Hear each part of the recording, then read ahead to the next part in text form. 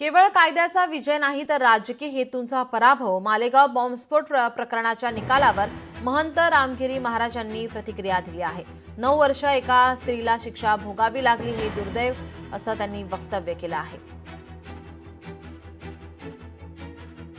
मालेगाव बॉम्बस्फोटमध्ये ज्यांना अपराधी आरोपी ठरवलेलं होतं आणि त्यांची निर्दोष मुक्तता म्हणून कोर्टाने निकाल दिलेला आहे. काल कुठल्याही प्रकारचा आरोप हा सिद्ध करता आला नाही. अशा प्रकारे जो आतंकवादीच असतो, तो कुठल्याही धर्माचा असू द्या, पण त्याला धर्मात जोडणं हे चुकीचं आहे.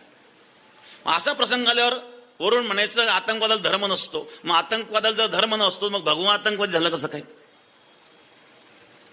दुसरी महत्वाची गोष्ट आहे, आतंकवाद्याला जर धर्म नसतो तर मग अंगावर पेट्रोल टाकून जाळून टाका ना. कशा करता त्यांना त्या ठिकाणी दफनण्याकरता जागा द्यायची? बरं, आपली जागा का वाया घालायची? म्हणून धर्माबद्दल संस्कृतीबद्दल सावध असावं. लोकशाही मराठी ऐका, पहा, जागरूक रहा.